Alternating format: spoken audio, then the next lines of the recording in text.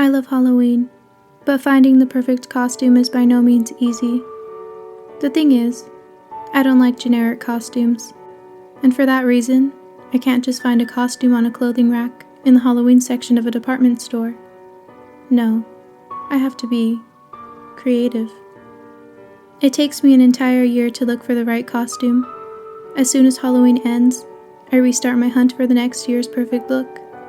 I am dedicated, and I refuse to be anything less than perfect on my favorite holiday. Last year was a bit different than my past years of costume hunting. You see, I have a method for finding the perfect costume. I go to faraway cities and sometimes different states, within driving distance of course, to find what I'm looking for. And once I find it, I cross that city off my list and never return there for future hunts. Last year, I had chosen an unexplored city and conducted my usual routine of perusing their local stores for inspiration. I was foolishly hopeful because every year leading up was satisfyingly successful. However, this time, each of my attempts were met with failure. I considered giving up on the city, but I refused to admit defeat. I would find my perfect costume. Months and months went by and I grew no closer to finding it. Before I knew it, it was Halloween and I had no costume.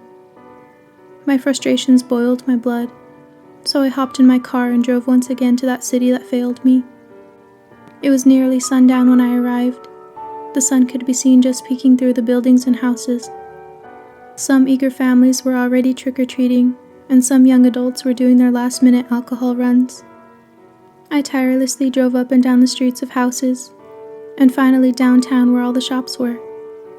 And that's where I found it. My perfect costume. Her natural shiny blonde hair was smooth with elegantly constructed curls. Her smooth silky skin was dashed with glitter that reflected on what was left of the sun. Her big round eyes were a reflection of the Caribbean Sea. Her body was tightly wrapped in a bright pink, leather bodice dress. She walked on feet as smooth as the rest of her, that were elegantly held in matching bright pink heels. Her slim-fingered hands were decorated with modest-length acrylic nails that displayed bright pink bees painted on them. Men turned their heads when she walked by, and girls stopped in their tracks to envy this costume. It was perfect in every way, and I wanted to be her. She was walking alone carrying a 6-pack of alcohol. It's not safe for a girl to walk alone nearly at night, but perhaps in this city it was. I followed her in my car until I could pull over next to her and talk to her about my costume dilemma.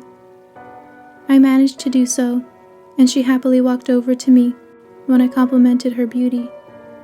I offered her a ride since she was walking in heels, and her slim arms seemed to be fighting the weight of the 6-pack. She gratefully accepted, and she explained her inspiration for her costume and her decision of how to execute it, while I drove, and drove, and drove. Thanks to her, I ended my Halloween wearing the perfect costume.